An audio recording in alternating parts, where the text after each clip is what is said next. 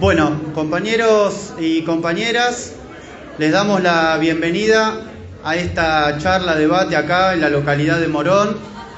Queremos agradecer la presencia de una cantidad de compañeros importantes que se han acercado de diferentes zonas de acá de la zona oeste, compañeros de Merlo, de Hurlingham, compañeros de acá de Morón, por supuesto, compañeros de La Matanza, de diferentes barrios.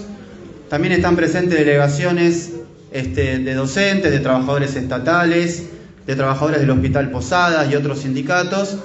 Así que bueno, y también los compañeros de Mercedes, que también se han acercado hasta acá en un esfuerzo importante. Así que bueno, cumpliendo con la promesa de los 5 minutos, vamos a dar por iniciada la charla. Es una charla que se enmarca en una campaña que estamos realizando desde Política Obrera en diferentes puntos del país y por supuesto en la provincia de Buenos Aires, con el interés y con el objetivo de que podamos tener un intercambio alrededor de cómo estamos observando la situación política, la crisis social, bueno, los problemas que atravesamos cotidianamente los trabajadores, y en función de eso, cuál es la perspectiva que entendemos por la que tenemos que organizar, militar y luchar. Así que, sin más presentación de esta charla, les recuerdo que está abierto el buffet para consumir y que también tenemos la última edición del periódico de Política Obrera acá, con nosotros, ahí recién salida de la imprenta, para que bueno, todos se la puedan llevar. Así que bueno, vamos a presentar al compañero que va a estar a cargo de la charla. Hemos invitado al compañero Jorge Altamira, dirigente de Política Obrera. Así que bueno, esperemos que la charla sea muy fructífera para todos y le damos la palabra a Jorge. Compañeras y compañeros, buenas noches. Como muchos de ustedes deben saber, mi expectativa es que ya lo sepan todos, el Polo Obrero Tendencia tomó una iniciativa que juzgo de la máxima importancia, que es convocar a un congreso en todas las provincias regionales para el día 20 de junio, y si no es posible el 20 será el 19 o el 21, con vistas a un congreso nacional que también convoca al Polo Obrero Tendencia el día 9 de julio. Quiero señalar, mejor dicho, quiero saludar esta iniciativa, porque es una iniciativa que busca advertir al conjunto de los trabajadores la necesidad de que todos celebremos asambleas, plenarios y finalmente un Congreso Nacional de la Clase Obrera para pararnos frente al poder político de la clase patronal y organizar una salida a nuestras necesidades. De lo contrario, cualquier salida que se diseñe, cualquier manejo de la presente crisis, siempre va a favorecer a la clase patronal. Siempre va a favorecer a la clase patronal. No es una iniciativa autorreferencial. Esto es un punto importante que quiero subrayar. No es un congreso que el Polo Obrero Tendencia hace para hablarse a sí mismo. Tiene el propósito, mediante una agitación, volantes, habladas, incluso también esta charla, de despertar la conciencia de que nos tenemos que juntar todos, toda la clase obrera, en una deliberación política común, para presentar un programa al conjunto de la sociedad y para decirle con qué método de lucha vamos a imponer ese programa. Si ustedes reflexionan un instante, esto es un planteo de poder. Este es un planteo que desafía al poder político y abre un camino para que la clase obrera desafíe ese poder político en nombre de un poder político propio de la clase obrera. Un partido político nunca debe tener objetivos propios si es un partido de trabajadores, si es un partido revolucionario. Lo que debe hacer es desarrollar cuáles son los intereses generales de los trabajadores y de la clase obrera en un determinado momento político o en un determinado momento histórico.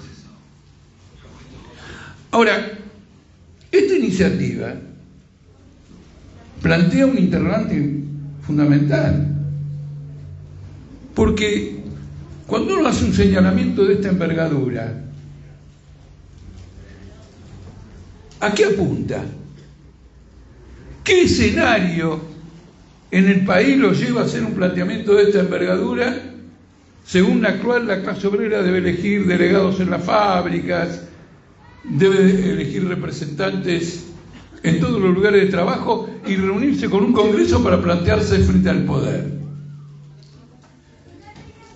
La circunstancia que lleva a esto es que la clase trabajadora argentina está pasando por una crisis extraordinaria. Y esa crisis extraordinaria deriva de que el poder político de la burguesía, el Estado, el gobierno, la economía, se están viniendo literalmente abajo.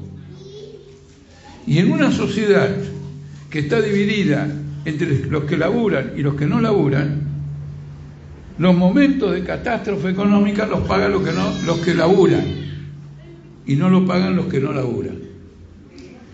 ¿Cuál es el dato que señala la envergadura de esta crisis? El dato que señala la envergadura de esta crisis es que estamos yendo a una inflación del 100%. A principio de año, cuando los gobiernos en general deben presentar el presupuesto del año, el ministro de Economía dijo: este año vamos a tener una inflación del 33%. Y cuando yo digo a principio del año, digo ayer, porque estamos a final de mayo, bueno, a principio de junio, hace muy poquito. Cuando luego el gobierno firmó un acuerdo con el FMI, armaron un plan y dijeron: ¿cuál va a ser la inflación del año? Va a ser entre el 38 y el 50%, ya no más el 33%. Ha pasado 2 meses de eso, la inflación está arriba del 60%, los economistas prevén que va a estar arriba del 70%, pero no computan todavía el aumento de tarifas, no computan la devaluación que va a tener todavía el peso, no computan las prepagas, las obras sociales y la atención médica, no computan el alquiler, que hoy en Argentina se están pagando alquileres absolutamente gigantescos. Es decir, la perspectiva es una inflación del 100%. Y una inflación del 100% disloca a la clase trabajadora. Sobre este tema de la inflación, sin embargo, en el movimiento obrero no se discute.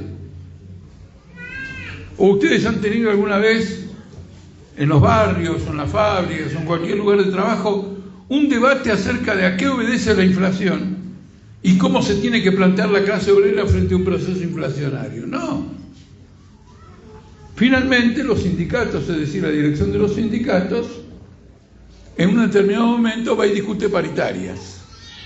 Las paritarias son en general anuales, pero la inflación se disparó tanto que, previendo una reacción violenta de los trabajadores, el gobierno adelantó 1 o 2 meses las paritarias.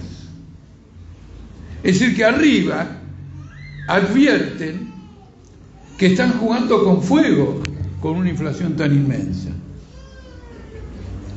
De manera que este debate en la clase obrera se tiene que dar, porque siempre hemos sostenido en la historia del Partido Obrero que la clase obrera tiene que estar capacitada para entender los fenómenos sociales, económicos y políticos si quiere tomar el poder político. Y si quiere, antes de tomar el poder político, orientar en forma eficaz su acción. Pero esto no es objeto de debate. Y tenemos que discutir el problema de la inflación. Porque una de las características del momento actual es que tenemos un gobierno inflacionario. un gobierno que tiene por política que aumente la inflación. Como ustedes habrán visto, en los diarios, en la tele y todo lo demás, se culpa a se le echa la culpa de la inflación al llamado déficit fiscal. ¿Qué quiere decir? Que el gobierno recauda menos de lo que gasta o gasta más de lo que recauda. Cuando uno gasta más de lo que recauda o recauda menos de lo que gasta, tiene que ver quién le pasa la plata para colmar ese déficit, la diferencia entre uno y el otro.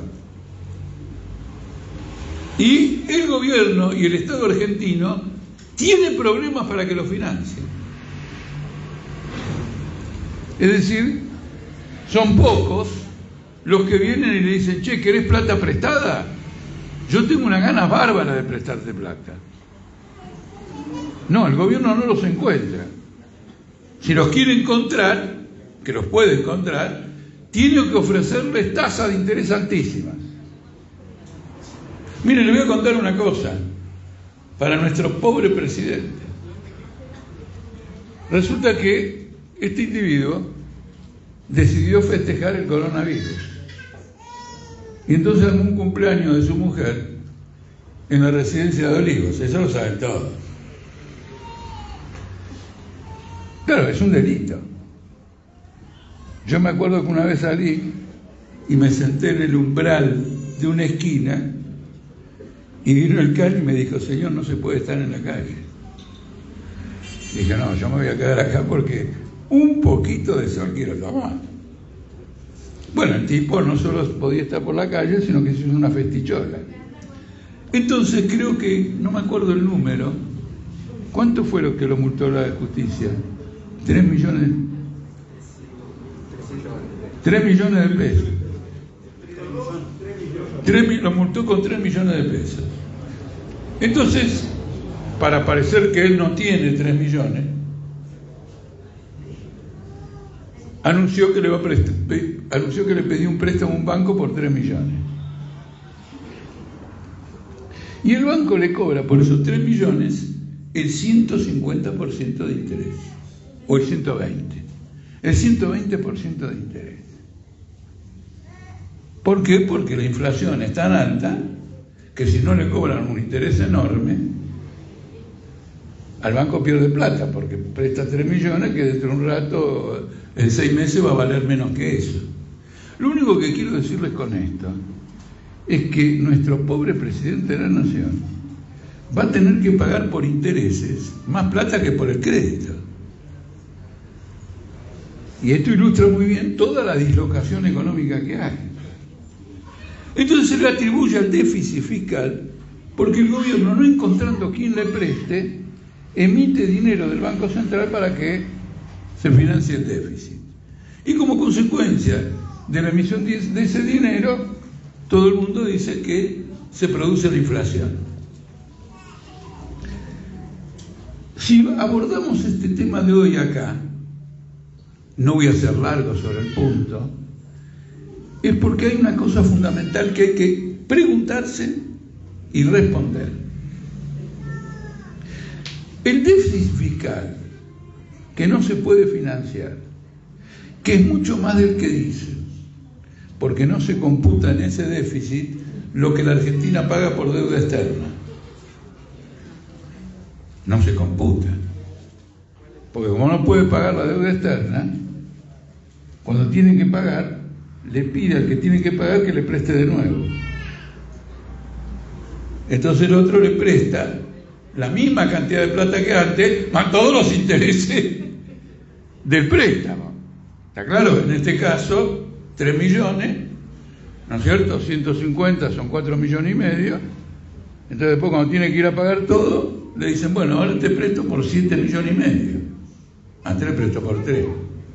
Después estos 7 millones y medio dan 100% de interés, se va a 14 millones. Pero como no puede pagar los 7, se endeuda por 14. Y todo eso no figura en el déficit porque lo va pateando y pateando y pateando. La pregunta que hay que hacerse es esto: Este déficit fiscal, esta incapacidad de financiar al Estado, ¿es culpa de la política del gobierno o es un reflejo de la bancarrota de la sociedad capitalista? Es muy importante, porque si es culpa del gobierno, bueno, harán otra política, tratarán de recaudar más, después de gastar menos, y seguimos adelante. Si es en cambio de la sociedad capitalista, esta inflación, esta incapacidad, y bueno, hay que remover a la sociedad capitalista. Este es el aspecto fundamental, porque quiero introducirles a una cuestión. De lo que estamos hablando es de la incapacidad del Estado de financiarse a él mismo. Cuando una persona no se puede financiar, pasa hambre. Cuando una empresa no se puede financiar, va a la quiebra. Y cuando un Estado no se puede financiar, porque el Estado es la organización política integral del país. Siempre las crisis fiscales son el termómetro de que ese país, en las condiciones en que se encuentra, no tiene porvenir. A tal punto, sin entrar más en profundidad, casi todas las revoluciones sociales que conocieron la historia se produjeron como consecuencia de la crisis fiscal del Estado. Cuando el Estado no podía él financiarse a sí mismo, es decir, no podía mantener el orden. Por ejemplo, hace 2 años no le podían pagar a la policía. Ah, bueno, no le pagan a la policía, que se la arregle la policía. No le pueden pagar a este, que se arregle. No pueden mantener los hospitales, que lo privatice. Como ustedes ven, son todas opciones que son un dislocamiento para la sociedad. Entonces, en función del Congreso que convoca el Polo Obrero Tendencia, tenemos que tener en claro si va dirigido a la lucha por nuestros intereses contra una forma de hacer política de un gobierno, o va dirigida contra el carácter capitalista del gobierno, del Estado, del régimen y de la sociedad. Este es un punto fundamental. Porque un Estado que no se puede financiar a sí mismo significa que la clase que dirige ese Estado no puede sostener el Estado que le cubre las espaldas a esa clase. El gobierno toma medidas a favor de los capitalistas, es un gobierno capitalista. Ahora, cuando los capitalistas le piden necesitamos esto y lo otro, y dice no tengo plata, no puede funcionar. Cuando nosotros decimos que la política del Fondo Monetario Internacional y del gobierno es inflacionaria, es porque ellos dicen lo siguiente: si no podemos recaudar, aumentemos los impuestos. Es decir, si no podemos recaudar lo suficiente, aumentemos los impuestos. Si no podemos aumentar los impuestos, aumentemos los precios. ¿Por qué? Porque en la Argentina el principal impuesto es el impuesto al consumo. Es el impuesto que grava todo lo que consumen los trabajadores. Sube el precio de lo que consumimos, sube el impuesto sobre esos precios.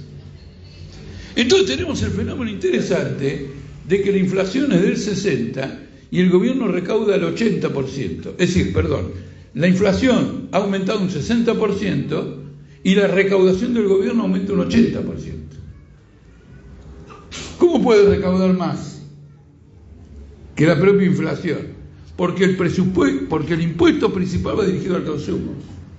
Y mientras haya inflación, el consumo aumenta. Hay varios puntos en que se paga un impuesto al consumo. El IVA, en los almacenes, ir a comprar una ropa o lo que fuere. Hay otro impuesto, ingresos brutos, digamos, también grava eso. Pero, por ejemplo, hay un impuesto a los combustibles. Las empresas pagan un impuesto a los combustibles, pero los trabajadores que tienen auto cuando le meten nafta al auto, la mitad o el 40% de lo que gastan son impuestos. Se ha calculado que el trabajador deja en impuestos el 52% del sueldo. Es decir, que quien cobra hoy 100.000 pesos recibe neto para comprar las cosas 52.000. Lo demás está financiando al Estado, que no es el Estado de él. Y a pesar de todo eso, el déficit no se cubre y como consecuencia de todo esto, la inflación avanza. Una inflación del 100% es el dislocamiento completo de la economía. Naturalmente que uno dice, bueno, eso pasa en Argentina, pero no pasa en otros lugares. Por lo tanto, no es el capitalismo. No, eso pasa en todos los lugares. El déficit fiscal de los Estados Unidos es infinitamente mayor que el déficit fiscal de Alberto y de Cristina. Porque el déficit fiscal de Alberto y de Cristina es del 30% de lo que es del 3% de lo que producimos, y el déficit fiscal de Biden en Estados Unidos es del 8%. Y no hay ningún gobierno capitalista en todo el planeta que no esté con déficit fiscal. Claro, Biden dice, ¿qué importa el déficit fiscal? Que el Banco Central me dé la plata, que emita como hacen en Argentina. Pero como emite dólares, y en todo el mundo se buscan dólares, en apariencia, no se produce ninguna cosa inflacionaria. ¿Está claro o no? Sin embargo, hoy tenemos una ola inflacionaria en el mundo y no hay economista que no diga que se debe a la gran emisión de dólares. Y le doy el siguiente ejemplo. La deuda del gobierno norteamericano durante la pandemia aumentó en 8 millones de dólares. Porque fue a darle el dinero a los grupos económicos para que sobrevivan, entre comillas, durante el periodo de la pandemia. El Banco Central norteamericano tenía, alrededor del año 2008, tenía en su cartera títulos del Estado, es decir, que le dio plata al Estado y el Estado le dio un papel diciendo te debo esto, tenía 500.000 millones de dólares el Banco Central norteamericano. ¿Cuánto tiene hoy? 9 billones de dólares. Aumentó 18 veces, casi el 2000%. Y eso ha dislocado la economía mundial. Este problema de la crisis fiscal afecta a todos los estados capitalistas del mundo. Y cuando a uno lo afecta más que al otro, obedece a que el más fuerte le tira el problema más débil y se arma una cadena de crisis fiscales. Por ejemplo, hay muchos ahora economistas que dicen, hay tantos dólares en el mundo que la gente va a empezar a rechazar el dólar. Sí, por ejemplo, miren lo que ocurrió, les doy un ejemplo concreto. El que tenía muchos títulos en su poder en dólares era Rusia. Estalló esta guerra y el gobierno de Estados Unidos le secuestró el dinero. ¿Cómo le secuestró el dinero a Rusia? Todos los países empezaron a decir, si mañana nos toca a nosotros una pelea con Estados Unidos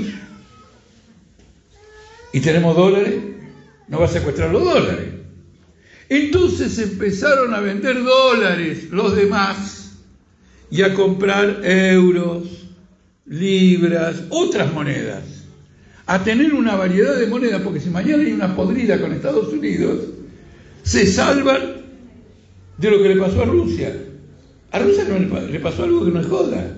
Rusia tenía 700.000 millones de dólares de reservas. 350.000 en Rusia, 350.000 millones fuera de Rusia. Los 350.000 millones se los llevó Estados Unidos acusándolo de que atacó Ucrania. Y ha dicho que no los va a devolver porque va a usar ese dinero para reconstruir a Ucrania,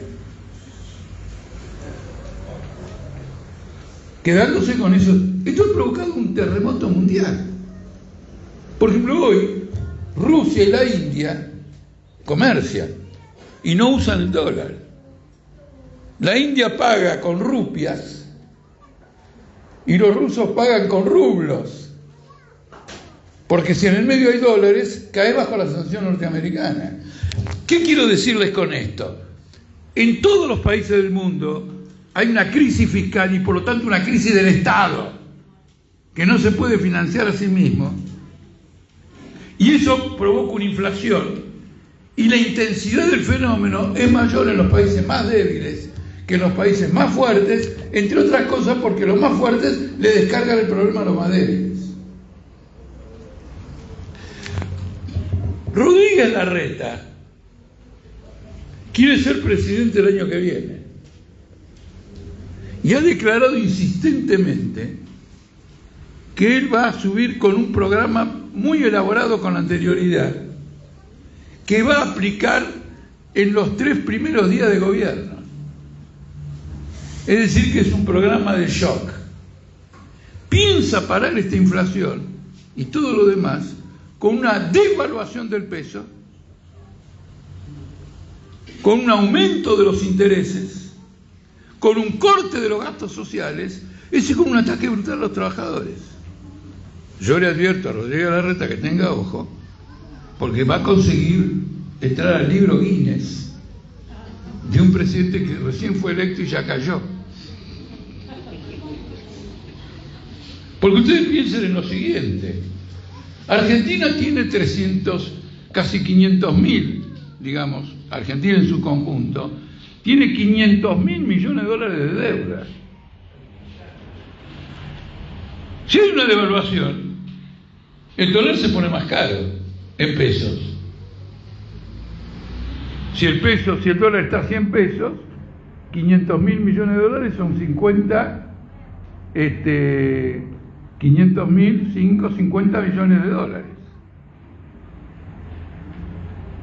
Si el peso se va a 200, de pesos, si tiene 500 dólares de deuda, a 100 pesos son 50.000 pesos de deuda.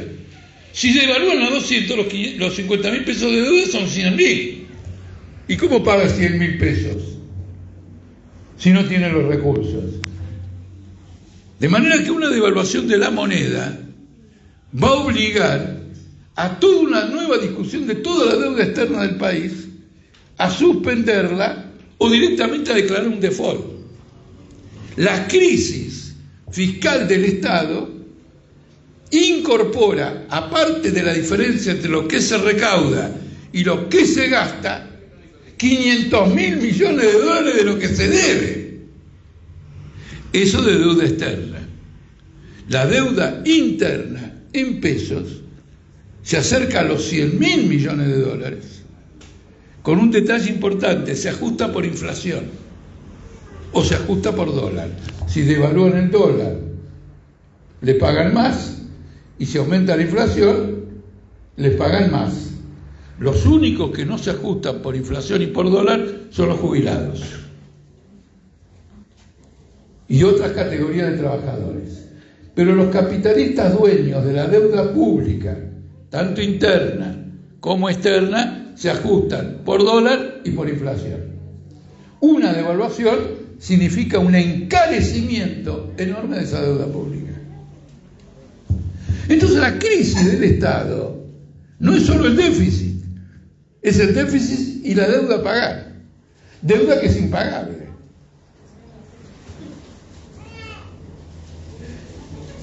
Ahora, ¿por qué la sociedad capitalista tiene por qué nos encontramos con esto? ¿Porque es un mal gobierno? Bueno, es un mal gobierno, pero los 500 millones de dólares los heredó. Ahora, ¿cómo heredó 500.000 millones de dólares?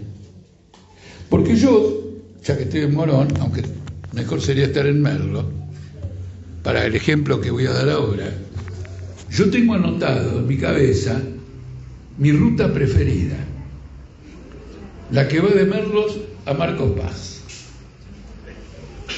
¿No es cierto? Ahí no se matan 500 argentinos por día porque Dios debe ser Argentina. Con 500.000 millones de dólares de deuda no pudieron hacer la ruta como de 25. ¿Con qué número tiene la? Merlo. 200. Merlo a Marcos Paz. Con 500.000 millones de dólares no pudieron hacer, no pudieron corregir, no pudieron ponerle 2 carriles a la ruta. ¿Ustedes conocen algo que se haya construido con los 500.000 millones de dólares? No. ¿Por qué? Porque los 500 millones de dólares se fueron sumando porque no se podían pagar las sumas anteriores. Primero era 4.000, después terminó la dictadura 42.000, después Menem terminó, o de la Rúa, con 200.000, etcétera. ¿Por qué? Porque pedían prestado para pagar lo que debían. Una bicicleta, una calecita de 500.000 millones de dólares. Eso es lo que hay que tratar de entender. No venimos simplemente a hablar de política, a hablar de planes de esto y lo otro. Venimos a hablar de una política que entienda que lo que se está hundiendo es esta sociedad. Yo el otro día en el medio radial, una combinación de índices para no ajustar directamente por la inflación. Por lo tanto van perdiendo todo el tiempo y a veces el gobierno a las categorías más bajas le da un bono para compensar. Entonces al que no tiene un salario, una jubilación completamente miserable, no le da nada. Si ganas 70 lucas, vas perdiendo el poder adquisitivo todo el tiempo como consecuencia de la inflación. Argentina necesita una crisis sobre las espaldas de los trabajadores. Entonces, si esto fuera un juicio, Dreyfus y Bunge-Boring, pues, explotando la miseria del conjunto de la población y en algunos casos directamente la desnutrición, porque hay países que dependen enteramente de la importación de trigo o de la importación de maíz, que forma parte de la dieta básica de una persona. Por ejemplo, Egipto es un país que importa todo en materia de cereales. Otros importan una cosa, la otra, pero el otro día, ahí buscando en las redes, vi una cosa que es interesante: un jubilado robando comida en un supermercado. ¿Dónde? En Alemania. Y ahí vino a aparecer que los jubilados alemanes, no ese uno, están robando en los supermercados y que el Estado tapa la noticia para no causar pánico. Entonces, en un país como en los supermercados, esta es la caracterización de concepto fundamental. El Fondo Monetario Internacional, consciente de esta situación, firmó un acuerdo con el gobierno de Cristina y de Alberto, cuyo único propósito es que la situación no se descontrole hasta octubre del 2023. Y que en 2023 suba con el voto popular el gobierno que le baje la caña con una política de shock a los trabajadores. Ese es el plan. El acuerdo con el FMI es por sobre todo un plan político, no económico. Por ejemplo, Argentina no está cumpliendo con muchas cosas que dice el FMI. Y el FMI dice, bueno, te perdono, sos joven, yo cuando tenía tu edad también hacía ese tipo de macana, y la va tirando, porque lo que tiene presente es que no puede caer el gobierno, que hay que llegar a las elecciones. Este plan está puesto en cuestión. Ahora aparecen los diarios la gente que opina, empresarios, grandes capitalistas, economistas, que con la tasa de inflación en el 80 y el 100%, Alberto Fernández no llega a octubre. Es decir, que tenemos la perspectiva de un colapso de gobierno y que las elecciones se van a hacer mucho antes de octubre para reemplazar al gobierno que entró en colapso. Es decir, que esta crisis de poder que he desarrollado como expresión de que la sociedad capitalista no puede financiar a su Estado, que lo ha endeudado por 500.000 millones de dólares en el exterior y 100.000 millones de dólares adentro, y en lugar de tener la plata para pagarlo, tiene déficit, tiene que endeudarse más, se manifiesta en una crisis de gobierno. Por eso se pelean dentro del gobierno la cámpora, este y el otro. O ustedes se van a creer el cuento de que Cristina tiene mal carácter, Alberto es un boludo, y entonces entre una mujer que tiene mal carácter y un tipo que es un boludo, naturalmente hay una crisis. Pero eso es a nivel de pareja. La culpa la tiene la mujer de mal carácter que elige un boludo, y el boludo que comete el error de elegir no a uno como él, no a una como él, sino a una mujer de gran carácter. Eso es completamente individual. Eso es un relato. ¿Me explico? Es de cholulismo. La raíz de la cuestión política, en particular Cristina Kirchner, lo dice permanentemente. Nosotros nos vamos al bombo. Nos vamos al bombo en octubre, pero probablemente nos vamos al bombo antes. Ahora, ¿cuál es la alternativa que propone? Eso es muy interesante, el kirchnerismo no tiene alternativa. Cuando Alberto Fernández fue a negociar con el FMI, recularon en chancleta. No tienen alternativa, no tienen un plan alternativo. Feletti fue a controlar los precios y lo tuvieron que echar. ¿Por qué? No tienen cómo controlar los precios. Entonces, una de las funciones del Congreso es elaborar un programa. En un momento de crisis, un punto central del programa es que las cuentas de las empresas y el funcionamiento de las empresas tienen que estar bajo control obrero. Porque si vamos a pasar un mal momento en materia inflacionaria, tenemos que ver cuánta guita se roban los capitalistas aprovechando de la inflación. Y eso tiene que ser una acción ejecutiva de la clase obrera. Eso tiene que figurar. Al mismo tiempo, el salario tiene que aumentar no solo en el porcentaje de la inflación, tiene que aumentar al ritmo. Porque con una inflación es del 100%, ¿cuánto es en el mes? Es del 5, del 6, del 7%. Dentro de ese 7% hay rubros imprescindibles que suben el 12%. ¿Quién puede con el mismo salario cubrir en esos rubros imprescindibles un aumento del 12%? Esto tiene que ser mensual. No puede ser que se ajuste la deuda del gobierno o del Estado de acuerdo a la inflación y no se ajusten los salarios de acuerdo a la inflación y no se ajusten las jubilaciones de acuerdo a la inflación. Y al mismo tiempo están haciendo ganancias fabulosas las grandes empresas, absolutamente fabulosas. Les doy un ejemplo. En la bolsa de comercio se cotizan, se compran y venden las acciones de las empresas.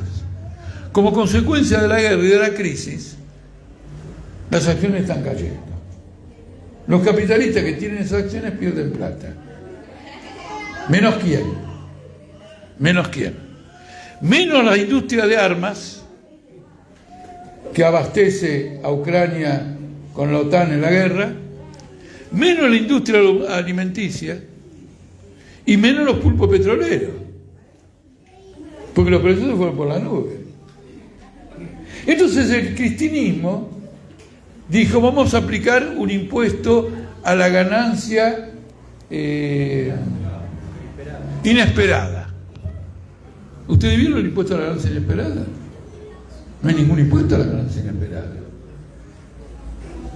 Eso demuestra la enorme incapacidad del gobierno para defender el Estado capitalista.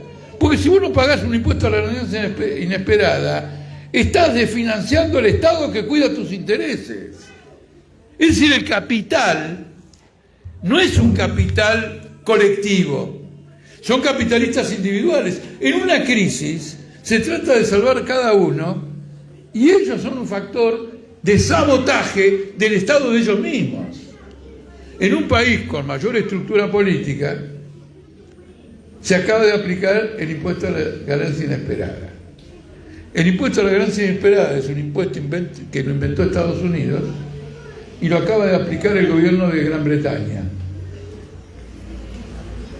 Naturalmente todos los capitalistas de Gran Bretaña protestan, pero el gobierno de Gran Bretaña tiene espaldas para decirle a los capitalistas: es en beneficio tuyo, porque si yo no compenso una parte de la suba de alquileres que se produjo en Londres, vas a ver flamear las banderas rojas en Londres. Eso es lo que está en juego.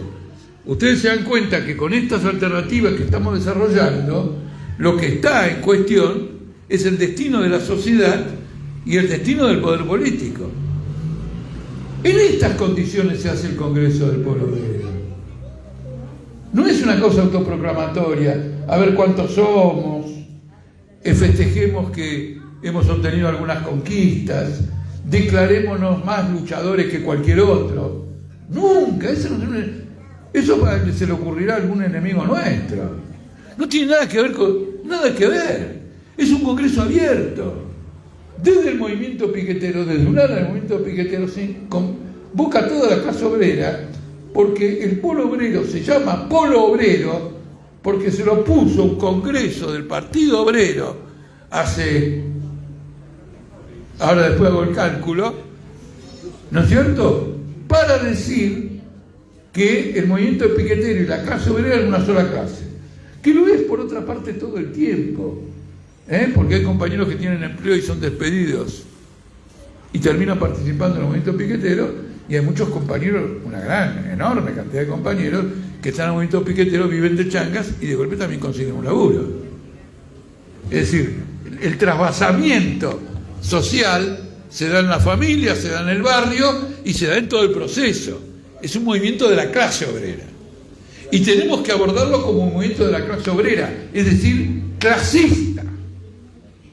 No en términos asistenciales, como hace Grabois, como hace la Unidad Independiente, que pretende que se vaya a laburar por 16.000, 18, 20.000 pesos. Es una cosa de locos. Y para colmo, Grabois acaba de tener una mesa redonda con Grobo Patel, que es el mayor oligarca agrario de la Argentina, y van a hacer un empalme entre los trabajadores que están en la UTEP y los capitalistas de Grobo Patel. Entonces Gropatel va a tener mano de obra barata servida por este gobierno. Es una crisis social. El problema fiscal es derivado de ese hecho. En otras grandes revoluciones ocurría esto mismo. Por ejemplo, ustedes habrán escuchado hablar de la Revolución Francesa. Para salir de la crisis fiscal hubo una revolución. Y cuando se produjo la revolución, los gobiernos de la revolución empezaron a vender todas las tierras de los latifundistas, con lo cual juntaron una enorme cantidad de dinero para financiar el Estado y se la vendieron a otra clase social que era la burguesía que recién nacía.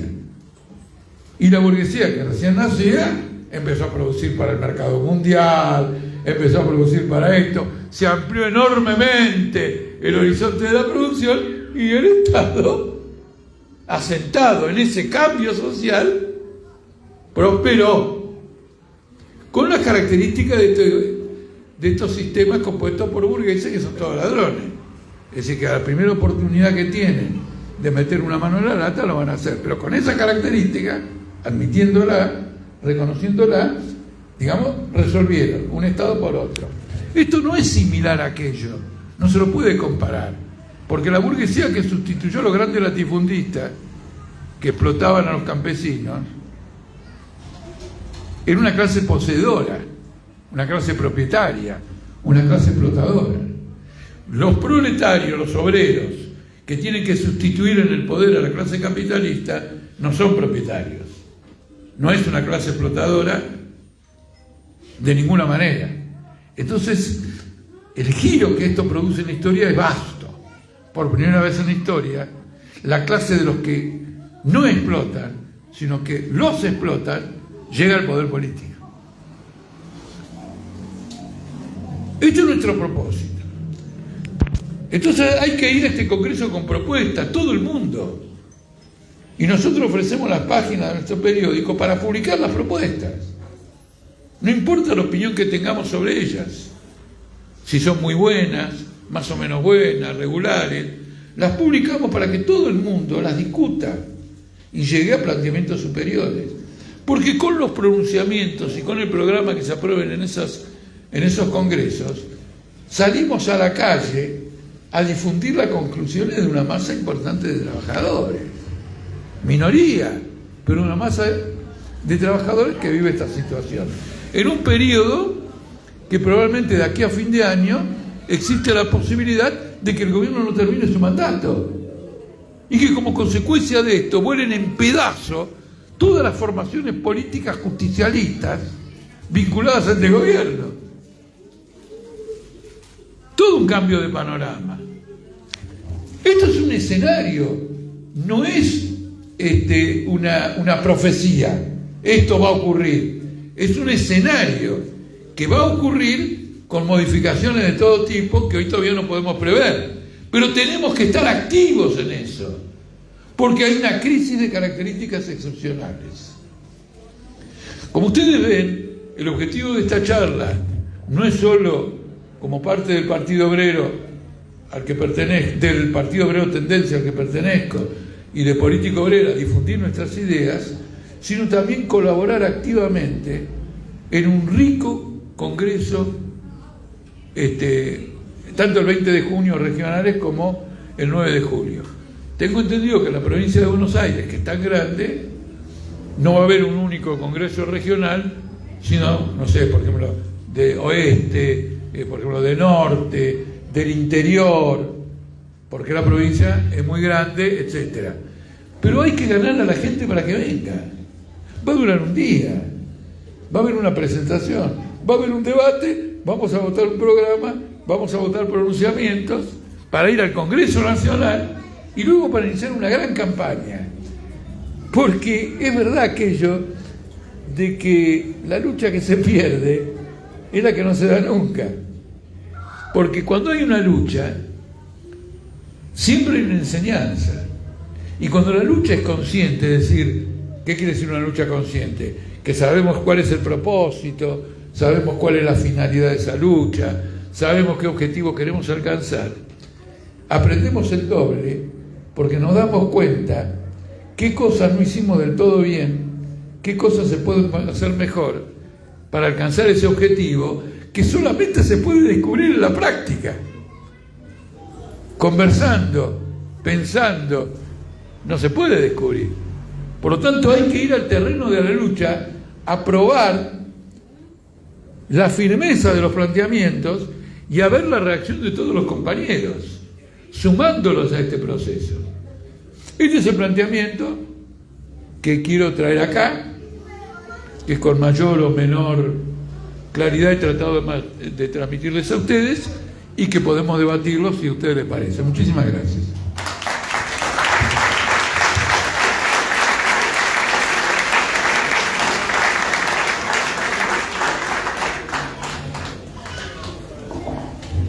Bueno, a partir de ahora el micrófono queda abierto a que cualquier compañero y compañera pueda acercarse, pueda preguntar, dar su opinión, tener alguna inquietud, manifestarlo y abrimos una discusión. Así que bueno, dejamos el micrófono abierto, aquel que quiera levanta la mano, se acerca y podemos comenzar. ¿Cuánto llegó?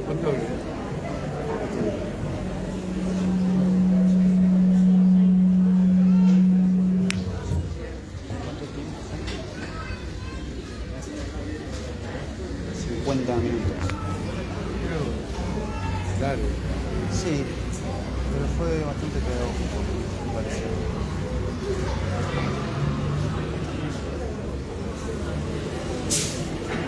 Bueno, está el micrófono abierto, ya sabemos como es siempre, cuesta el primero, después otro se anima, escucha.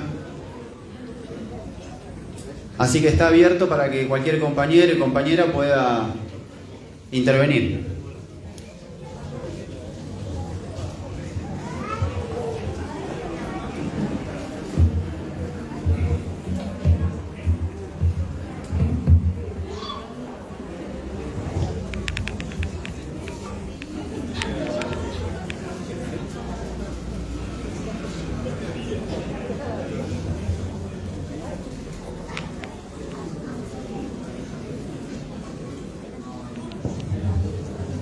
Quiero decirles muy amablemente que si no interviene nadie corren un gran riesgo, que es que yo continúe hablando.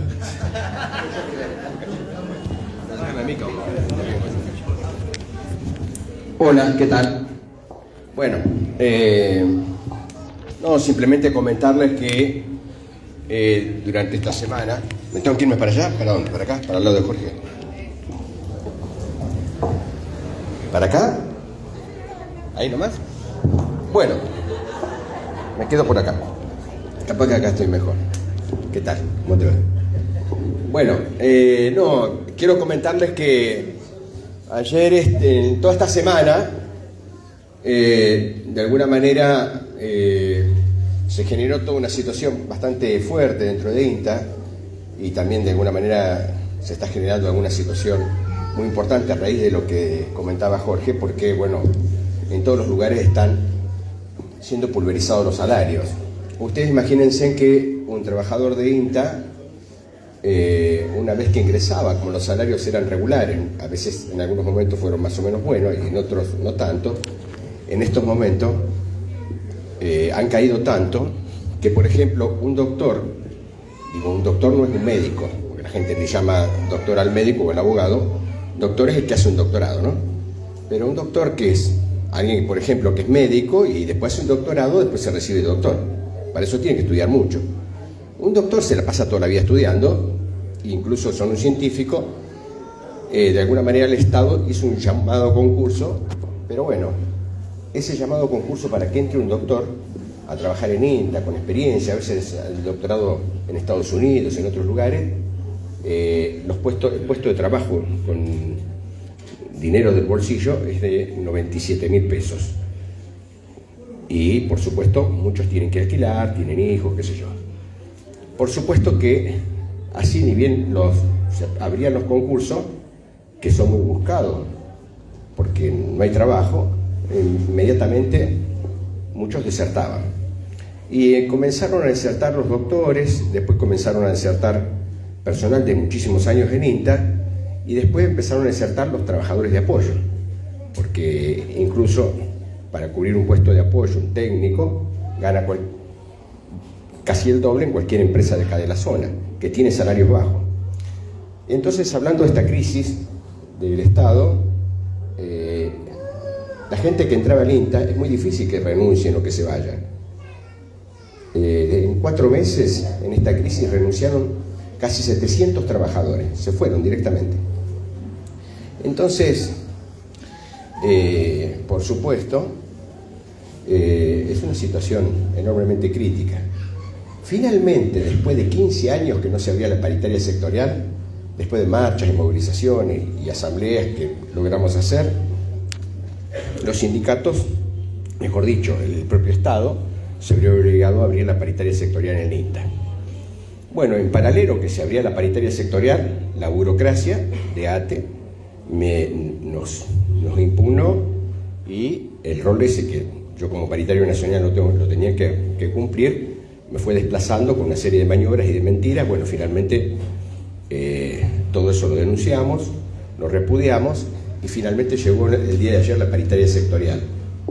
Se hizo la paritaria sectorial y por supuesto a Pinto, PCN y ATE decían que iba a haber un salto muy importante en la paritaria sectorial.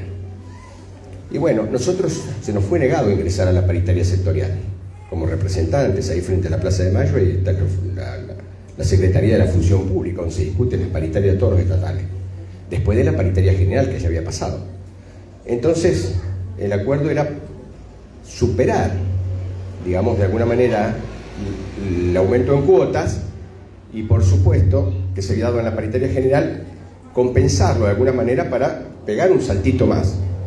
Los sindicatos venían planteando que en la paritaria sectorial se podía aumentar el salario entre un 50% más todavía de lo que habíamos tenido, que quiero decirles a todos que el acuerdo que hizo PCN y ATE es del 60%, pero pagadero casi en un año.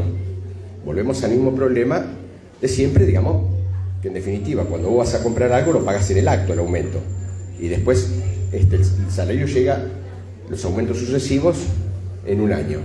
Bueno, concretamente nosotros hicimos una campaña y en algún momento, como se barajaban muchos porcentajes, a mí se me ocurrió, no había otra manera, o se me ocurrió, no sé si está mal, capaz que está muy mal, porque se me ocurrió decir, me acordé de la época menemista, y se me ocurrió decir en algún momento, para explicar los aumentos de salarios, que en INTA se necesitaba un salariazo, un gran salariazo. El verdadero golpe que habría que tener es el golpe a favor de los trabajadores, porque ha habido golpes que dan los mercados, y en definitiva empezamos a plantear el tema del salariazo.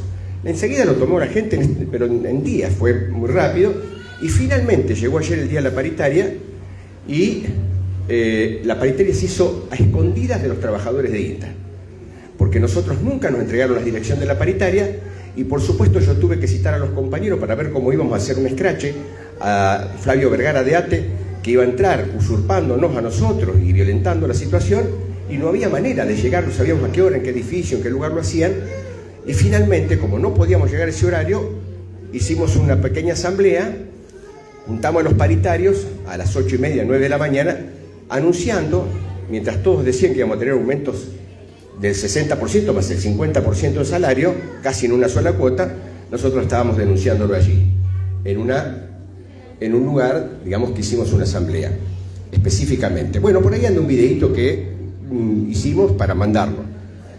Bueno, nosotros mandamos el video temprano y el video se lo mandamos adentro de la paritaria. Entonces ellos estaban discutiendo por discutir la paritaria y nosotros ya lo estábamos puteando adentro de la paritaria con un video que habíamos hecho en Castelar. Hicimos en una salita en Castelar diciendo que estábamos en una sede de INTA Central y esperando entrar. Y como no había manera de llevar los compañeros a las 8 de la mañana hasta allá, bueno, juntamos. En Merlo tenemos 3 frentes, que son los que atendemos con cierta regularidad, que uno son las dársenas de los colectivos en UTA, el otro es la fábrica Mazalín Particulares, o lo que se conocía como Malboro, y el tercero es Pirelli. De las actividades en las últimas 2 semanas que hicimos, y me animaría a decir 3, porque la primera semana es la que tuvo que ver con la marcha federal, en contra del mito que circula en la tele de que la clase obrera ocupada tiene cierta enemistad con el movimiento desocupado, corroboramos lo contrario, que en realidad los trabajadores están tan golpeados por la crisis y por la caída histórica del salario que entienden perfectamente que la situación los ha puesto a ellos, igual que a los trabajadores desocupados, que como dijo Jorge, tampoco es totalmente correcto decir que son desocupados, porque son compañeros que trabajan informalmente o tienen trabajos precarizados. Entienden que la crisis los ha puesto por debajo de la línea de pobreza igual que todos los trabajadores, ocupados y desocupados. Entonces nos hemos encontrado con compañeros de estos 3 frentes que simpatizan con el movimiento de lucha que viene llevando adelante el movimiento de desocupados. Entonces, cuando los invitábamos a la marcha federal y les explicábamos lo mismo que les explicamos a los trabajadores de Mazalín, a los de Pirelli, que el problema principal hoy es la unidad de los trabajadores desocupados y ocupados, los trabajadores lo entendían perfectamente. A tal punto lo entendían perfectamente que, por ejemplo, en el día de ayer, que hubo una movilización desde la fábrica Pirelli hasta la plaza de Merlo, y donde el movimiento desocupado acompañó esa movilización, un trabajador me dice, charlando, un trabajador me dice, tantas veces que ustedes vinieron a volantear, él me identificaba con el Polo Obrero Tendencia porque nosotros llevamos el volante ayer invitando a los plenarios y al Congreso del Polo Obrero Tendencia. Tantas veces que ustedes vinieron y nos dieron papeles y los compañeros los tiraban. Y ahora están ustedes acá apoyándonos a nosotros que estamos pidiendo el aumento del salario y el aumento de las horas al 200. Esto en el caso de Pirelli. En el caso de un trabajador de Mazalino es una anécdota mucho más linda, pero de todos modos este compañero también me planteaba que él entendía perfectamente que había que unirse, porque la resistencia de las patronales y del gobierno a dar aumento de salarios en un caso o a dar aumentos de planes en otro era algo que había que quebrar con más unidad. Entonces, la propuesta que yo hago es que vayamos con mucho más ahínco, los compañeros del Polo, los militantes de política obrera, a la fábrica, pero con la actitud de vamos a discutir vos y yo los problemas que tenemos, vos con tu particularidad en tu fábrica, con el problema del aumento salarial, y yo con el tema de los planes, porque además tampoco es algo totalmente separado, porque por ejemplo, tanto en Pirelli como en Mazalín, a los compañeros los revientan con horas extras. Y si Pirelli y Mazalín abrieran un cuarto turno, muchos de los compañeros que hoy están desocupados podrían entrar a trabajar. Entonces, lo que yo propongo es que discutamos en los barrios, a qué barrio vamos a ir, qué vamos a decir, en las fábricas, y militemos fuertemente, invitar a todo el mundo a estos plenarios con el punto fundamental de la unidad. Esta resistencia que hay se quiebra con una unidad y una lucha mucho más decidida. Nada más.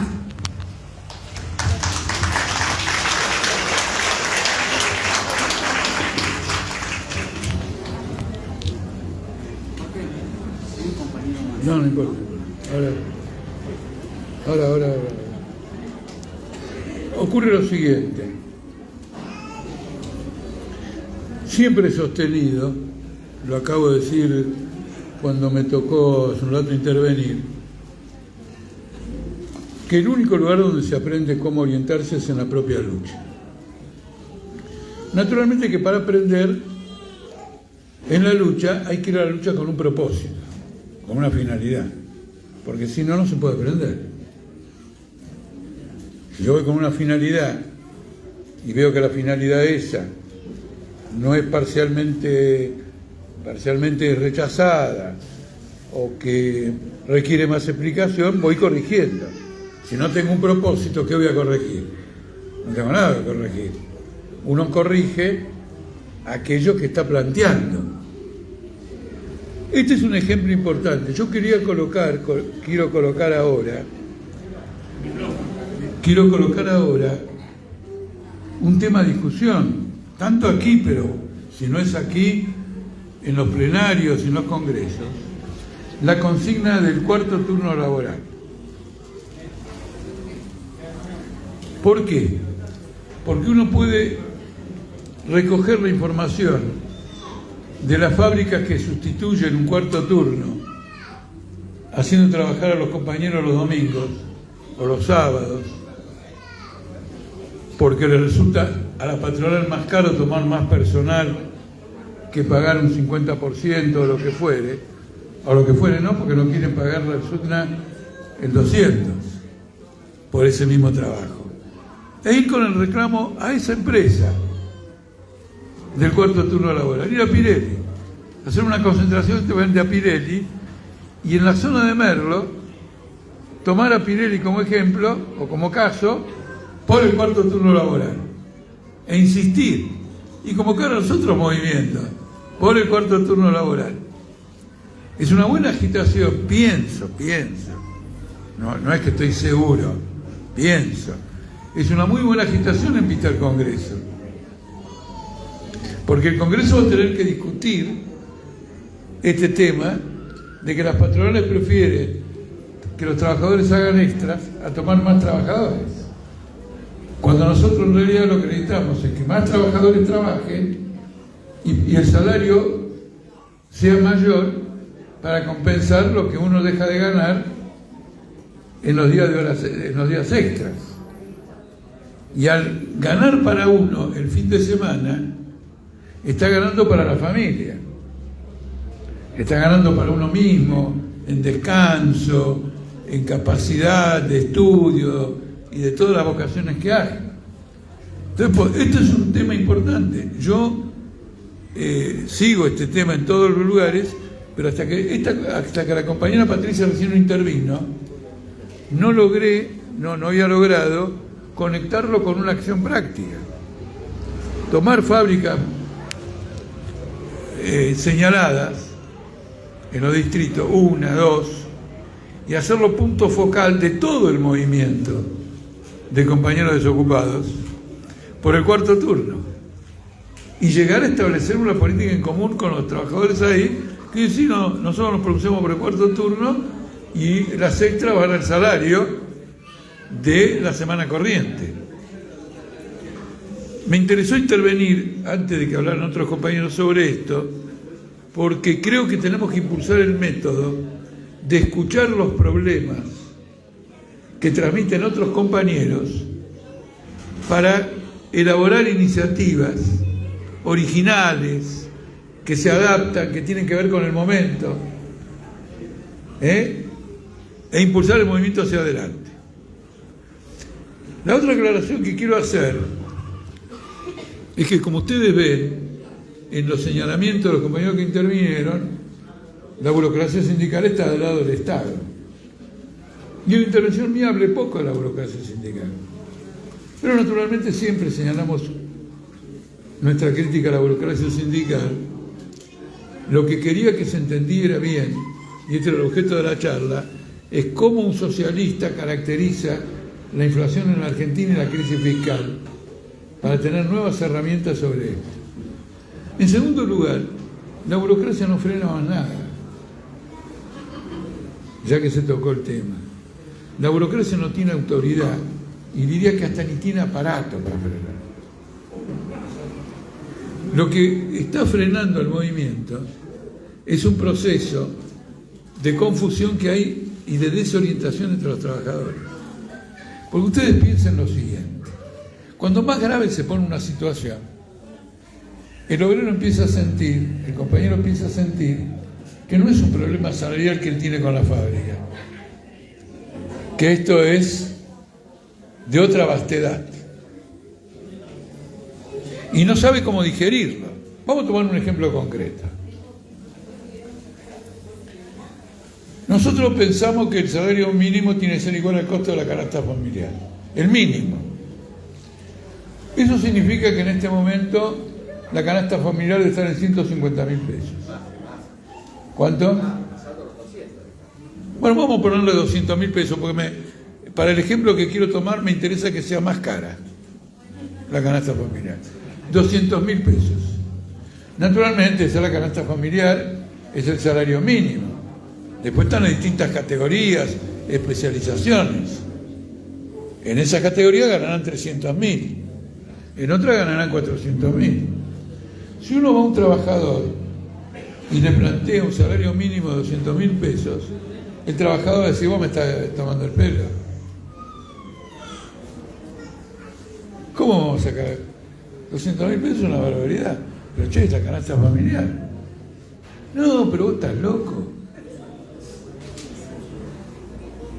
Indudablemente que hay una desorientación, porque él admite que Techín gane lo que gana, admite que a Techín el Estado argentino le adelante los dólares para meter los tubos de Techín en un gasoducto de gas, en un gasoducto, Es decir, que el Estado quebrado financia un emprendimiento capitalista con dólares que no tiene, porque dicen que en el Banco Central no hay dólares. Y le parece inadecuado cobrar un salario mínimo de estas características. Este es el problema que se va a resolver a través de la lucha. ¿Cómo se va a resolver? No va a ir a pelear por 200.000 pesos, pero por lo que pelee va a encontrar la resistencia de la patronal, como ocurre ahora en el SUTNA, que la patronal ha dicho que si acepta los reclamos de los trabajadores, ella no puede exportar más. Es decir, que está en el límite, no va a aceptar. Dejemos de lado lo que puede haber de presión. Y entonces, a través de esa lucha, va a entrar en choque con las patronales, y en el choque con las patronales se da cuenta que el horizonte es otro. Porque lo que limita al trabajador es que piensa en forma individual y no piensa en el marco de una acción de clase, porque esa acción de clase todavía es insuficiente. ¿Está claro? Yo me acuerdo una vez fui a una librería y cuando salí, o voy a salir, el que está en la puerta para que nadie se afane los libros me para y me dice: no te voy a votar más. Le dije: bueno, tenés todo el derecho del mundo, pero decime por qué. Porque estás proponiendo un salario mínimo que sea la mitad de la canasta familiar. Y eso evidentemente es demagógico. Es mucha plata. Impresionante. Es decir, la mitad, tomando los 200.000 de ahora, serían los 100.000. Si planteamos como salario mínimo 100.000, ese trabajador me dice: sos un mentiroso, y podrás ser muy izquierdista o lo que vos quieras, pero yo mentiroso no voto. Y yo estaba planteando la mitad, es decir, que como corriente política estamos violando un punto de nuestro programa.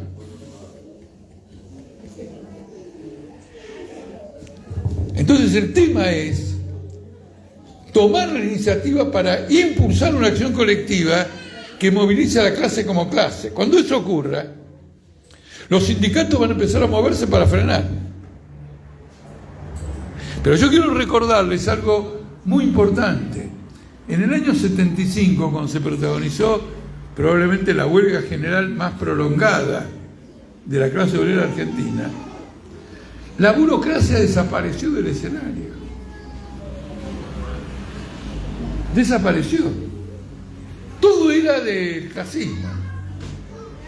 Y en la Unión Obrera Metalúrgica de Vicente López, la burocracia convocó un plenario de delegados y les ordenó, todos delegados adictos, y les ordenó que no chocaran con los activistas que estaban impulsando la huelga, sino que se mandaran a guardar hasta que la oleada pase. Entonces, el escenario principal, el aspecto principal de este escenario es una desorientación relativa de la clase obrera. Relativa, porque la clase obrera argentina tiene demasiada historia como para no saber que una huelga general es una herramienta poderosa que tiene en sus manos. Pero tiene que conjugar. El peronismo es el que más sabe eso. Por eso adelantó las paritarias. Y todo el mundo de la burocracia lo festejó. Nosotros lo denunciamos, porque era echar lastre para contener un movimiento superior. No íbamos a vendernos por un plato de lentejas. La inflación va a subir. ¿Me explico? El punto central de la charla es que la única salida a esta situación es, de un lado, un shock violento contra los trabajadores, del otro, una rebelión popular. Y para que la rebelión popular guarde fuerza y coherencia, todos los que estamos aquí un sábado a la noche interesados en discutir un planteamiento político, tenemos que entender qué es la crisis del Estado capitalista y no dejarnos ni convencer ni macanear con que el problema es que se gasta demasiado. Argentina gasta más, gasta demasiado. Es decir, ¿qué quiere decir que gasta demasiado? Estamos despilfarrando. 16.000 pesos un desocupado, salir el sábado a la noche a comer una pizza está prohibido. Somos unos gastadores seriales. Tiramos manteca al techo todo el tiempo. ¿Ustedes se dan cuenta de la provocación que hay acá? Cuando en realidad lo único que gastamos de más es toda la fuga de capitales de la burguesía argentina. La conciencia de la envergadura de esta crisis. Esta crisis no tiene salida pacífica. Nadie en esto va a ordenar nada. Olvídense. No hay ningún orden, ni va a venir, sí, yo tengo el programa de esto. Es o el shock, devaluación, aumento de la tasa de interés, corte de los gastos sociales, o una acción de la clase obrera que entienda que el problema del país es la organización social que tiene y que tiene que sustituir a la clase capitalista en el poder y sobre la base de otra organización social darle salida a todos los problemas. Porque evidentemente la clase obrera no va a medir cuánta ganancia va a obtener de una inversión porque no le interesa acumular como clase, no le interesa acumular capitales como clase. Lo que va a preguntar es cuántos niños le falta leche. Y entonces el plan económico va a decir, la meta de este año es tanta leche y vamos con la leche. Y la meta de este año es esta y la meta de este año es la otra. Va a tener en cuenta un factor de otra condición, porque los factores que están guiados por el lucro privado han colapsado. No estoy denunciando moralmente el robo capitalista, como hace mucha gente en la izquierda, que en cierto modo lo que está haciendo es una especie de mensaje cristiano.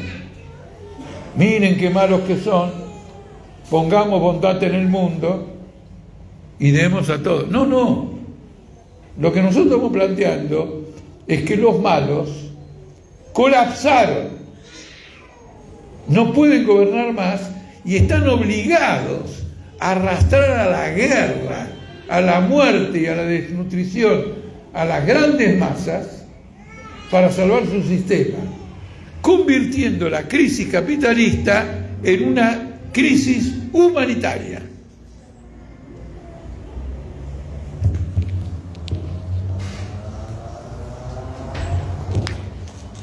El compañero Julio quería tomar.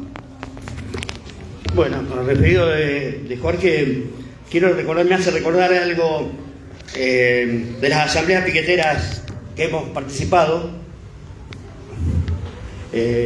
como pueblo obrero y como trabajadores. Con otra perspectiva totalmente, la crisis que ha hablado Jorge, la vivimos diariamente, los malos salarios que tenemos. En ese momento uno hizo piquete, cortó la ruta, participó de todos los congresos de las asambleas piqueteras y nosotros íbamos con la propuesta, a través del pueblo obrero más el Partido Obrero, en politizar de la discusión para la lucha, para ir por más, por un gobierno obrero que planteamos en ese momento, y ya cuando se planteó fuera de la Rúa lo cantábamos en la calle con todos los piqueteros. Y ahora, después de las presiones que hemos vivido con el gran organización piquetera y el acampe piquetero de la Marcha Federal, y nosotros fuimos con el planteo político. Nosotros fuimos los dirigentes del Polo Obrero, el Polo Obrero, digamos, oficial. La diferencia que notábamos en el momento cuando la CCC, en el 2001, en el 2000, la CTA también planteaba la colaboración de clases, no planteaba un gobierno obrero ni fuera del gobierno o por la huelga general. Ahora notamos esa diferencia, no más que el Polo Obrero Tendencia plantea el debate político, que esto es el capitalismo, esta es una representación capitalista. Ya vivimos a Macri, que lo endeudó, a este gobierno kirchnerista de delincuentes, chorros y también que lo siguen metiendo en la miseria, y ahora vemos con esta perspectiva que manda Política Obrera, más el Polo Obrero Tendencia, a esta asamblea, con mucho más empuje, por supuesto, porque está yendo al nudo del problema, para plantear la discusión de los obreros ocupados y desocupados.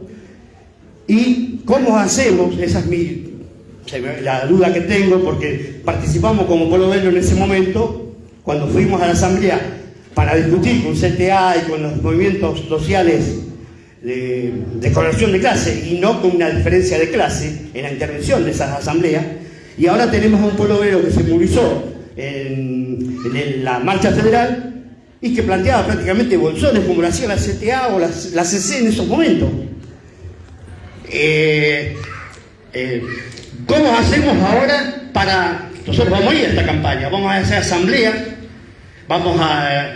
en ese momento estaba parte del movimiento piquetero, yo era del Polo Obrero y era desocupado, ahora estoy ocupado, el Polo Obrero no está activo, pero vamos a tratar de activar y vamos a traer compañeros desocupados, si podemos, a las asambleas, a los plenarios, y vamos a participar del congreso que llama el Polo Obrero Tendencia.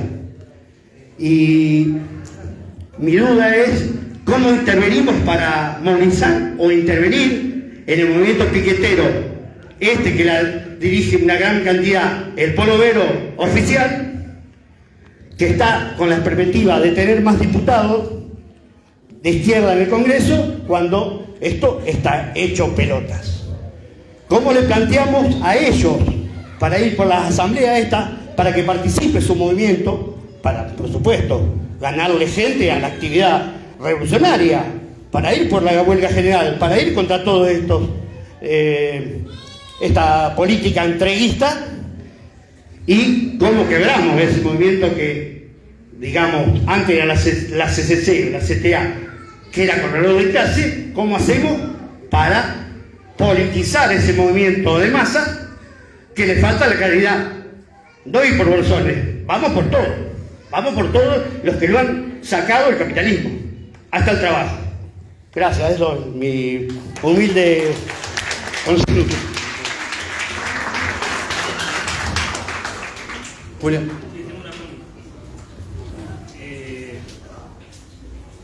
¿Qué tal? Quería saber si conocés la propuesta que sacó Izquierda Diario respecto de un plenario nacional de trabajadores ocupados y desocupados, y qué consideración tenemos nosotros respecto de ese planteo.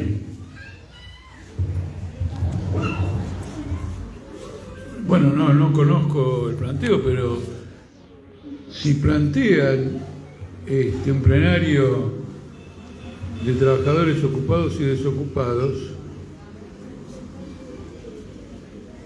yo la conclusión que saco es que estuvimos acertados, el Polo Obrero Tendencia, en lanzar esta orientación. Porque después vienen los demás y plantean lo mismo. ¿Qué quiero decir con esto? Quiero advertir que nosotros tenemos que vivir como a la peste al faccionalismo. No hay que confundir la lucha de ideas con la pelea con los demás. Uno de los factores de desorientación que hay a nivel nacional e internacional está promovido por la izquierda, que se pelea sin principios y de ese modo hace cundir entre los trabajadores el escepticismo. Hace cundir el escepticismo. No entienden qué se discute y ven que se están puteando todo el tiempo. Entonces hay una línea fundamental de delimitación que nosotros discutimos política, ¿no es cierto? Y no enfrentamientos de tipo faccional. Para clarificar mejor, el Frente de Izquierda Unidad tiene un programa y sin embargo se están peleando todo el tiempo con divergencias brutales. Y el programa ese que firmaron, ¿qué era entonces? O el programa que firmaron, una farsa, ¿no es cierto? O esto fue accionarismo puro. Entonces es un factor de desmoralización en el ámbito de su influencia, naturalmente. No es la gran causa de la confusión que hay en este momento en el mundo, que además ha entrado en una guerra. Y las guerras son un desafío todavía mucho más elevado que el que plantea una gran crisis política en un país. Ahí la desorientación es mucho mayor. Ahora nosotros planteamos un Congreso obrero. Entonces, con la reserva de que no conozco los detalles de esta propuesta, la diferencia entre un Congreso obrero y un Congreso de trabajadores ocupados y desocupados es que el Congreso obrero es un planteo político. Y el Congreso de Trabajadores Ocupados y Desocupados puede ser un planteamiento político, si está formulado en esa perspectiva, o puede ser un movimiento reivindicativo. No hay ningún problema que sea un movimiento reivindicativo, pero los que llaman a eso tienen que decir que están planteando una cuestión de poder. Si no dicen que están planteando una cuestión de poder, quieren convertir a los trabajadores ocupados y desocupados en una lateral de un proceso político que esos trabajadores ocupados y desocupados ignoran. ¿Se entiende o no? Si todo el mundo se está preparando para octubre del 2023 y de otro lado dice vamos a hacer un congreso, entonces ¿para qué te preparas? ¿Para las elecciones del 2023 o para el desarrollo de un congreso obrero? Uno puede decir, pero ¿por qué pones un antagonismo? No pongo un antagonismo. Si me preparo para un congreso obrero, voy a ir a las elecciones de 2023 con ese planteo.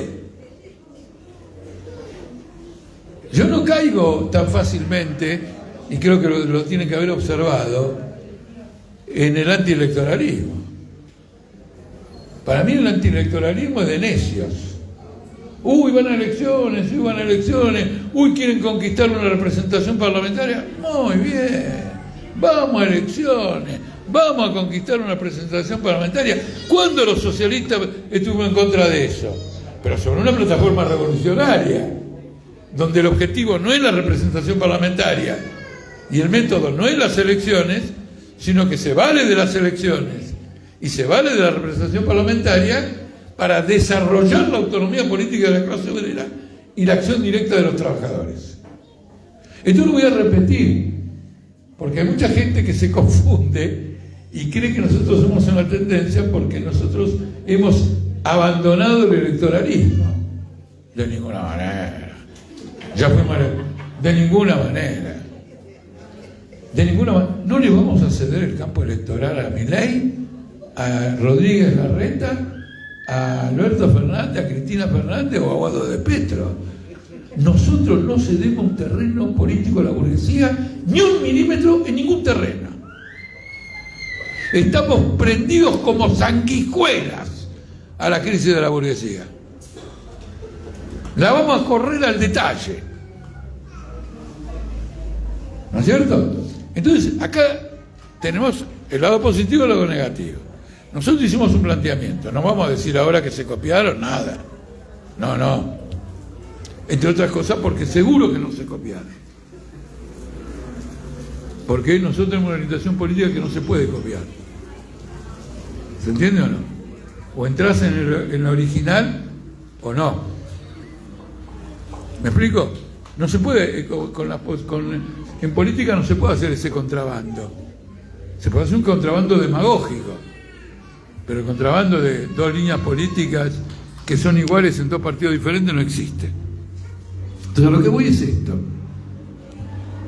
Tiene que estar claro que está presidido por una caracterización, que es la nuestra, sobre esta crisis terminal y que tiene que tener un objetivo político. Ahora, los que vengan al Congreso no tienen que coincidir con esto, con nosotros. Nosotros vamos al Congreso con esa perspectiva.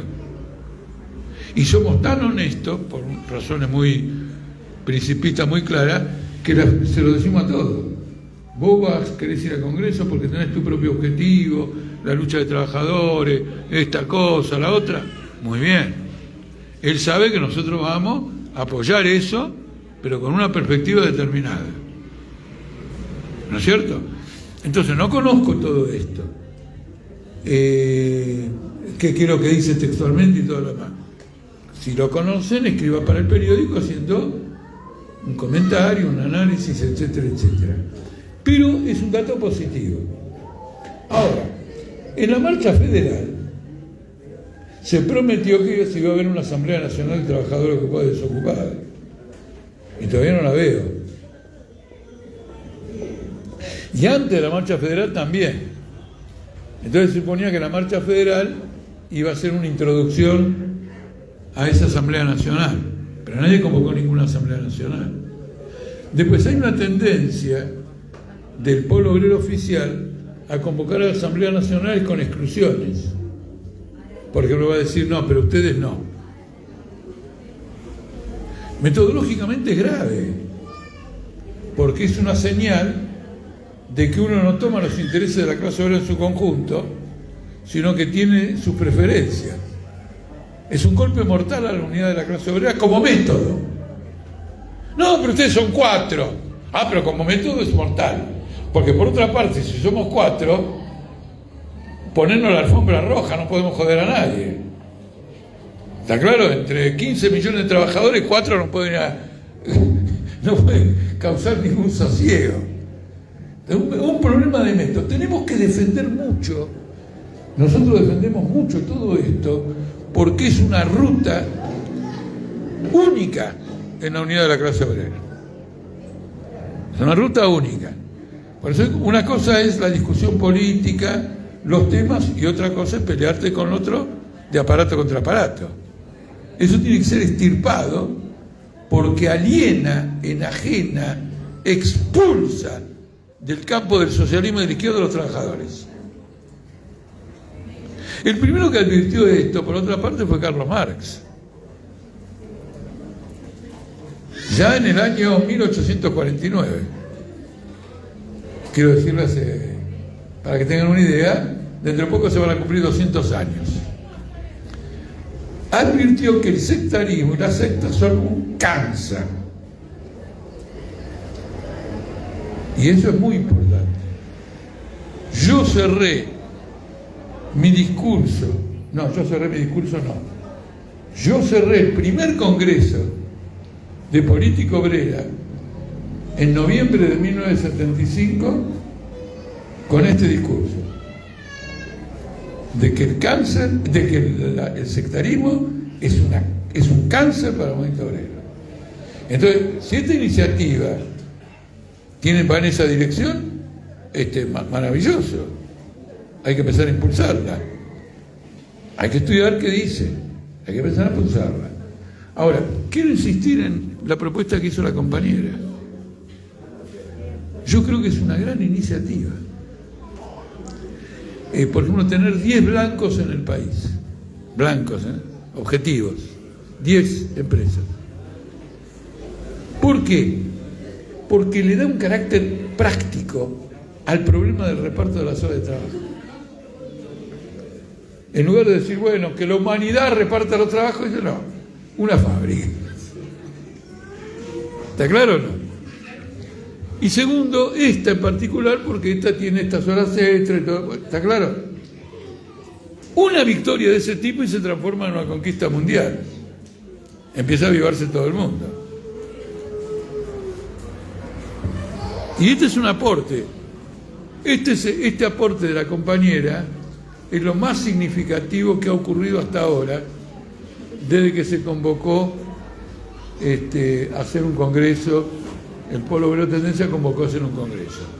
Si podemos juntar aportes de estas características, el congreso del Polo Obrero Tendencia la rompe.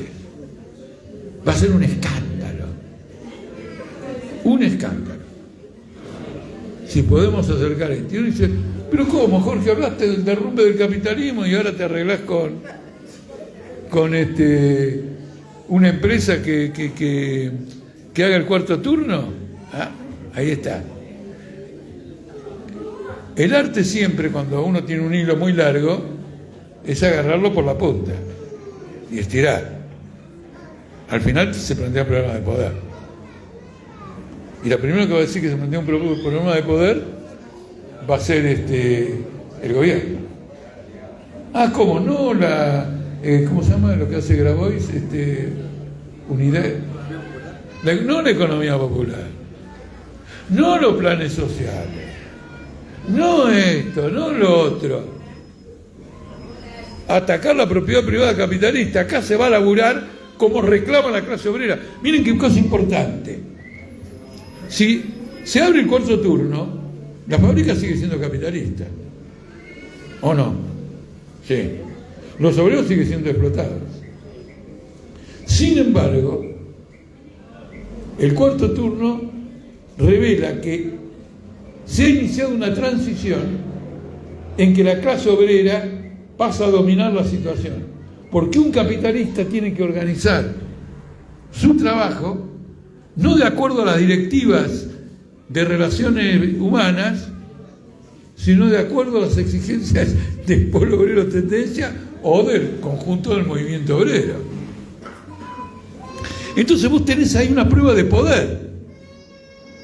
Todos van a sacar una conclusión de poder y van a terminar con la crisis fiscal, la inflación y cuidado con hacer un plan de shock.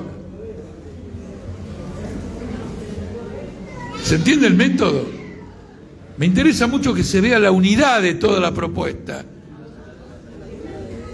Es decir, que no vamos ciegamente en una dirección o en otra dirección. Ni planteamos la cuestión del poder sin saber cómo diablos se llega ahí, ni planteamos el cuarto turno sin comprender que estamos planteando la cuestión del poder.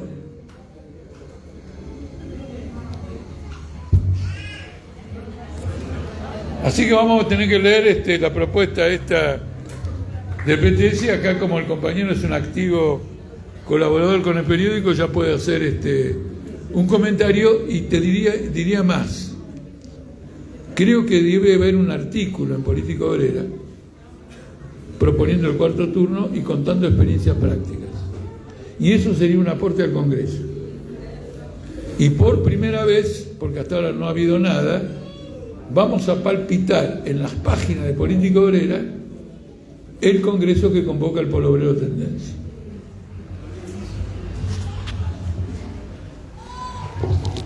Bueno, nos parece, teniendo en cuenta el horario, el debate, algunas conclusiones, que si todos están de acuerdo podemos concluir la actividad de esta manera. No sé qué opina Jorge. Pero antes de eso queríamos darle la palabra a Eva, un segundito, para pasar unos avisos. Así que, a ver si está por acá Eva. Ahí viene. La conocen a Eva, ¿no?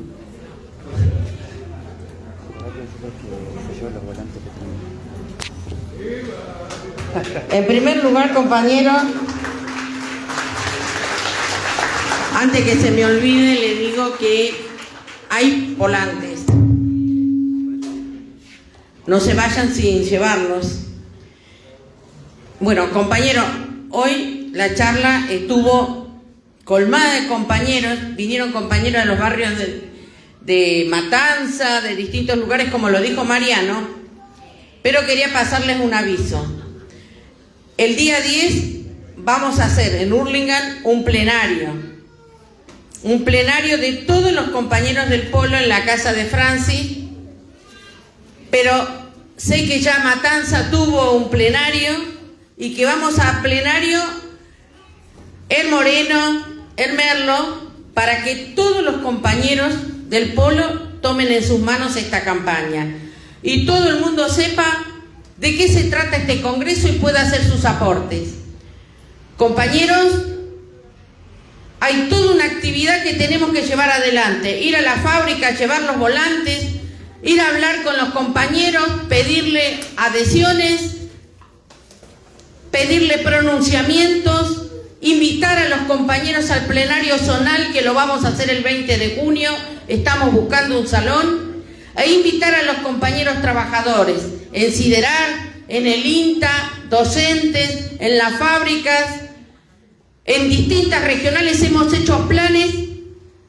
Compañeros, esta charla es para apuntalar este congreso. Agradecemos a Jorge y salgamos a partir de mañana con más fuerza, porque ya lo venimos haciendo, a recorrer los barrios. Hay compañeros, inclusive de otras organizaciones, que quieren venir a nuestro congreso. El congreso es abierto y es el congreso que queremos que se desarrolle a nivel nacional con un gran congreso obrero que discuta un plan de lucha, una huelga general y que discuta una salida política. Como dijo Jorge, hay una crisis de poder, no pueden darnos nada. Así que, compañeros, vamos a ir trabajando para instalar una salida desde los trabajadores socialistas. Buenas noches, compañeros.